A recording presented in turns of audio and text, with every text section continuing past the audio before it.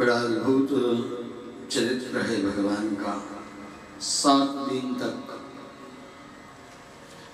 भगवान ने अपने वाम कर कमल की कनिष्ठिका उंगली के ऊपर श्री गोवर्धन नाथ जी को धारण करके हमें ये बताया कि इतना बड़ा पर्वत मैं अपने बाएं हाथ की सबसे छोटी उंगली के ऊपर उसको धारण कर सकता हूं।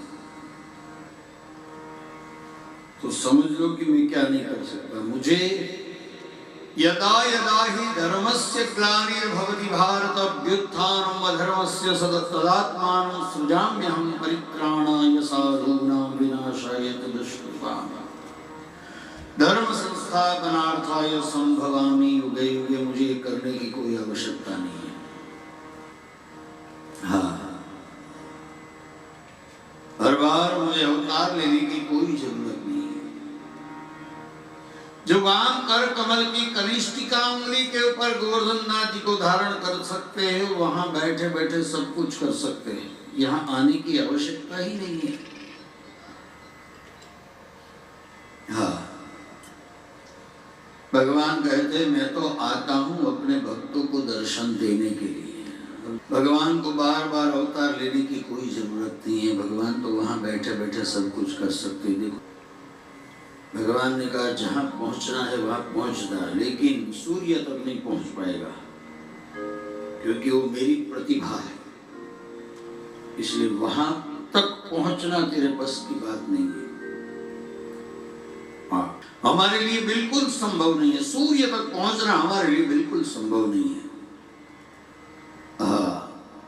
इसलिए भगवान कुछ ना कुछ तो अपने हाथ में रखते ही है, चाहे कुछ भी करो।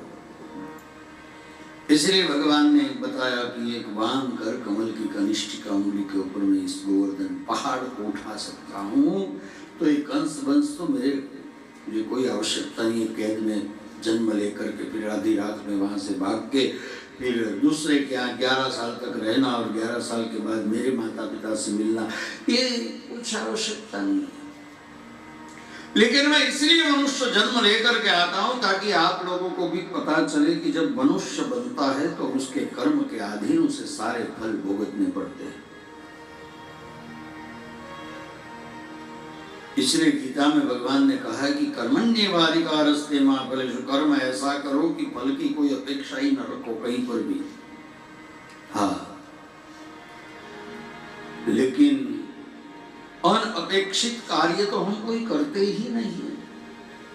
बिना अपेक्षा का कोई काम कहाँ करते हैं। हर एक के पीछे कोई ना कोई तो हमारी अपेक्षा रहती है। ठीक है, हर एक कार्य फल की अपेक्षा के बगैर नहीं कर सकते हम लोग, ठीक है चलो। लेकिन कुछ कार्य तो ऐसे करो जिसमें आप फल की अपेक्षा न रखो।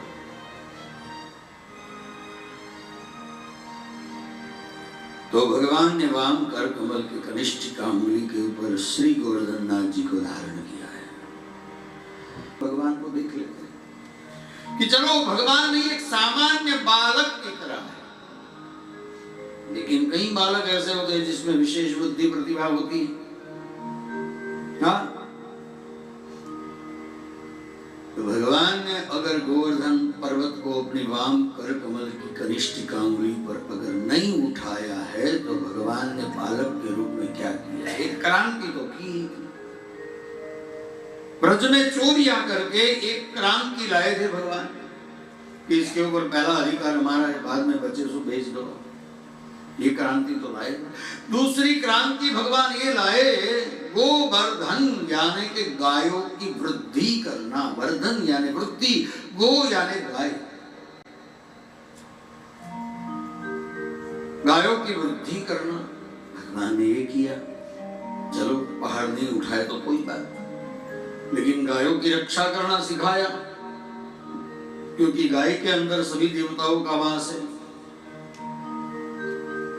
और ये तो विज्ञान ने भी सिद्ध किया है कि गाय प्राणियों में सर्वश्रेष्ठ प्राणी है। हमारे ऋषि मुनियों ने तो पहले ही कह दिया, और शायद इसलिए कहा होगा कि इसमें देवता है ताकि कोई इसे मारे नहीं, क्योंकि ये श्रेष्ठ पृथ्वी पर का प्राणियों में श्रेष्ठ प्राणी गाय है।